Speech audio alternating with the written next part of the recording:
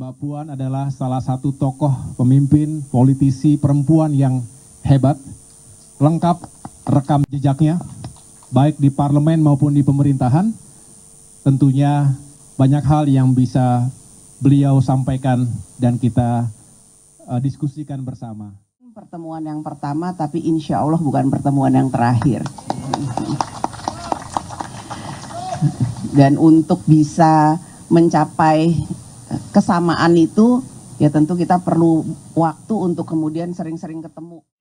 Nah, seandainya, sekali lagi seandainya, Partai Demokrat yang mungkin merasa sudah tidak dihargai lagi keberadaannya oleh Partai Nasdem, hingga akhirnya memutuskan untuk melepas dukungannya kepada Anies Baswedan, ini benar-benar akan menjadi tsunami politik yang mampu meluluh lantakkan ambisi besar Anies untuk bisa melaju dalam kontestasi Pilpres 2024.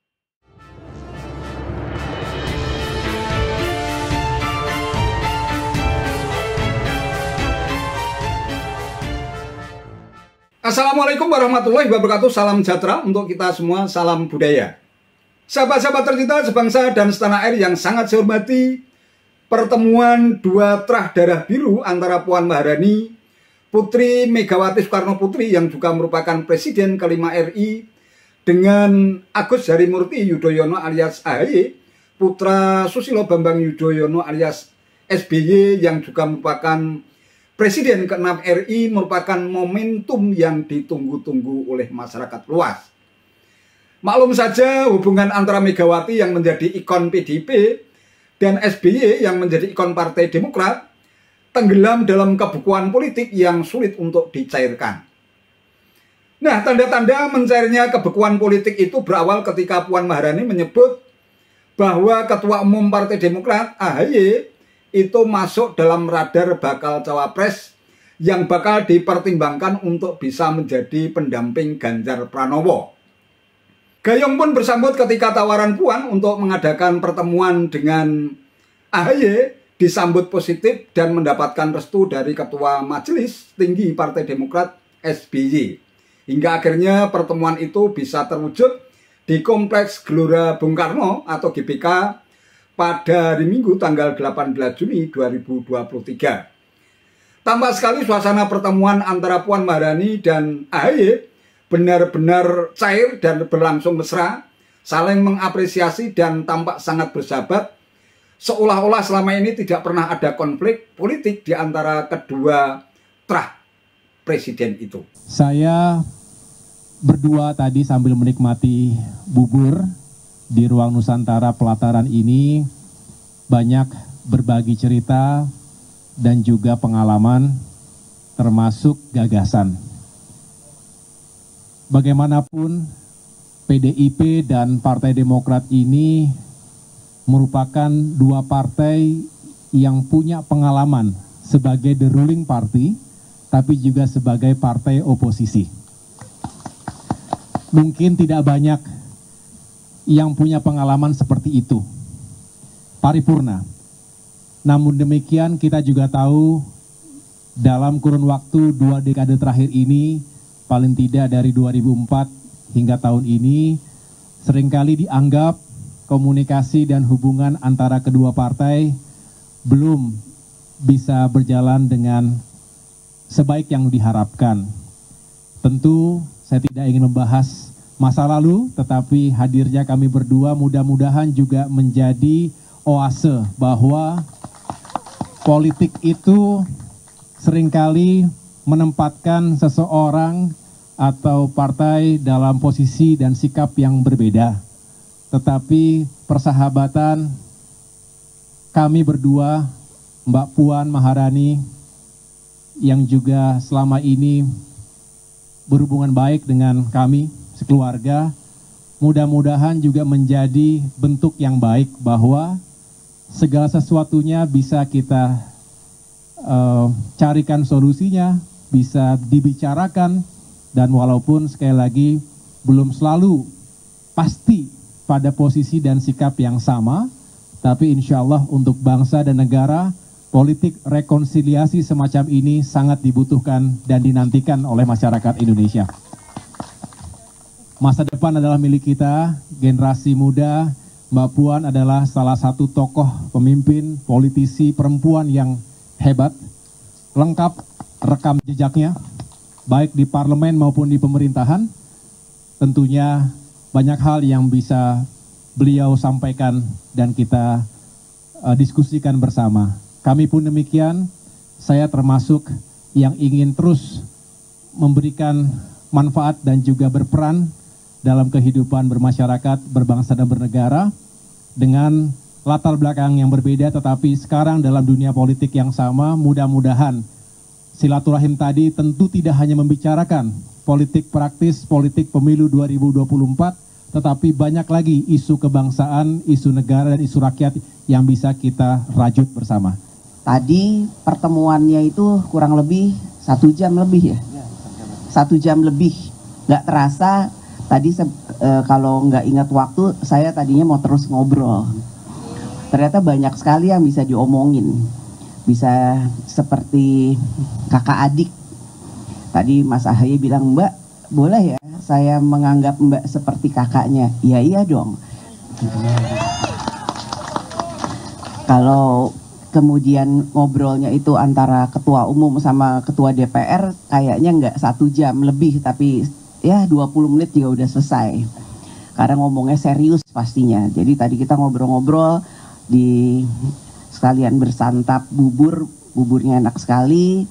Jadi memang hari ini hari yang sangat baik, hari yang penuh dengan semangat, dan pertemuan ini tentu saja sudah dinanti-nantikan, bukan cuma oleh media, cuma oleh kami juga, bahwa membangun bangsa dan negara itu bukan hanya bicara politik praktis, tapi ada sebelumnya, sesudahnya, dan paskanya itu mau seperti apa.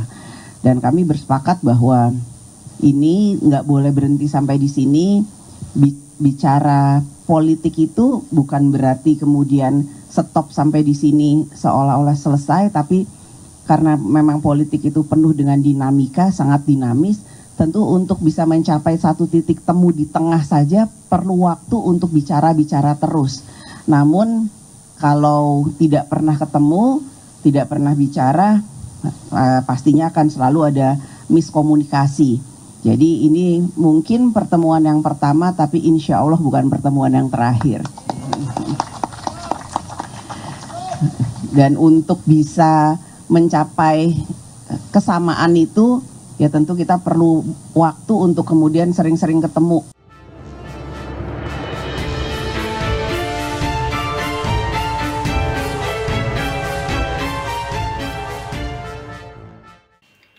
Sahabat-sahabat tercinta sebangsa dan setanah air yang sangat saya hormati, di balik pertemuan mesra antara Puan Maharani dan AHY yang dinilai amat bersejarah itu bisa jadi membuat bakal capres yang diusung koalisi perubahan Anies Baswedan senam jantung, di mana Partai Demokrat sendiri termasuk di dalamnya selain Partai Nasdem dan PKS. Anies pun sebelumnya dikabarkan ogah menanggapi rencana pertemuan antara Puan Maharani dan AHY itu. Ya, memang sudah terdengar kabar santer sebelumnya di berbagai pemberitaan bahwa hubungan antar parpol di internal koalisi perubahan itu memang kurang harmonis. Hal itu terkait dengan desakan Partai Demokrat agar Anies Baswedan segera mengumumkan bakal cawapres pendampingnya untuk mendongkrak elektabilitasnya yang belakangan ini terus merosot. Bahkan Partai Demokrat memberikan ultimatum jika sampai pada bulan Juni bakal cawapres pendamping Anies belum juga diumumkan, Partai Demokrat bakal mengevaluasi dukungannya terhadap Anies Baswedan.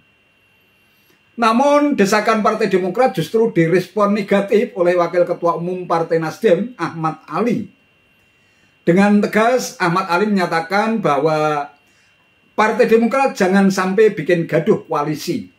Bahkan ia balik menuding bahwa ultimatum Partai Demokrat semacam itu terkait dengan belum adanya kepastian kalau ketua umumnya AHY akan jadi cawapres Anies Baswedan. Reaksi keras Ahmad Ali bisa jadi memang ada benarnya. Memang terdengar kabar santer bahwa bergabungnya Partai Demokrat ke dalam koalisi perubahan itu semata-mata berlandaskan pada motif politik agar ketua umum AHY itu bisa menjadi bakal cawapres pendamping Anies Baswedan.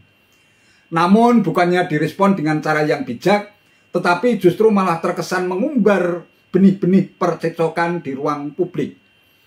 Dalam situasi demikian sangat beralasan kalau Partai Demokrat ngambek atas sikap politik Partai Nasdem. Bukannya berusaha menjaga soliditas dan kekompakan koalisi perubahan, melainkan justru menanamkan bibit keretakan di internal koalisi. Nah, dalam situasi seperti itu sangat beralasan pula kalau Partai Demokrat membuka jalan politik dengan menerima tawaran Puan Maharani untuk bertemu dengan AHY. Apalagi AHY disebut-sebut Puan termasuk salah satu bakal cawapres yang bakal dipertimbangkan untuk bisa menjadi pendamping Ganjar Pranowo. Dalam situasi seperti itu, tentu Anies Baswedan dalam posisi yang sangat dilematis bagikan makan buah si malakama. Dimakan ibu mati, tidak dimakan bapak yang mati. Mau memilih AHY kabarnya sangat tidak disukai Partai Nasdem, parpol yang pertama kali mendeklarasikan dirinya untuk menjadi capres 2024, yang kabarnya lebih memilih Gubernur Jawa Timur Khofifah Indar Parawangsa sebagai calon pendamping Anies. Anies pun tampaknya lebih patuh kepada Partai Nasdem ketimbang Partai Demokrat. Meski demikian, tampaknya Anies Baswedan bisa sangat merasakan suasana batin Partai Nasdem yang saat ini sedang dihantam gunjang-ganjing politik setelah Sekjen Partai Nasdem, Joni G. Plate yang juga Menkominfo, ditetapkan sebagai tersangka oleh Kejaksaan Agung dalam kasus dugaan korupsi jumbo BTS Pogi yang disebut-sebut merugikan negara sebesar 8 triliun rupiah lebih. Bahkan kabarnya kader Nasdem yang lain yang menjadi Menteri Pertanian, Syahrul Yassin Limpo, juga bakal ditetapkan sebagai tersangka oleh KPK. Gonjang-ganjing yang menghantam Partai Nasdem jelas sangat merisaukan Anies Baswedan. Pasalnya selama ini semua aktivitas politik Anies termasuk safari politiknya di 70 daerah di tanah air selama ini ditanggung oleh Nasdem mulai dari tingkat pusat hingga daerah. Kini setelah Partai Nasdem dihantam prahara politik, nyaris Anies tak bisa berbuat apa-apa, hanya bisa berdiam diri sambil menunggu keajaiban nasib. Nah, seandainya, sekali lagi seandainya, Partai Demokrat yang mungkin merasa sudah tidak dihargai lagi keberadaannya oleh Partai Nasdem, hingga akhirnya memutuskan untuk melepas dukungannya kepada Anies Baswedan, ini benar-benar akan menjadi tsunami politik yang mampu meluluh lantakkan ambisi besar Anies untuk bisa melaju dalam kontestasi Pilpres 2024. Pasalnya, jika salah satu di antara ketiga parpol yang tergabung dalam koalisi perubahan itu membelot dan balik badan berkoalisi dengan poros lain, tentu koalisi perubahan hanya akan tinggal papan nama. Nah, apakah situasi politik semacam itu benar-benar bakal menghantam koalisi perubahan? Saya sendiri berharap semoga hal itu tidak terjadi.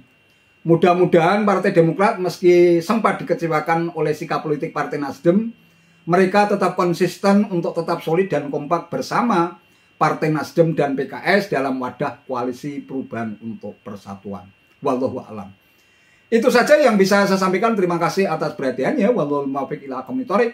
Wassalamualaikum warahmatullahi wabarakatuh.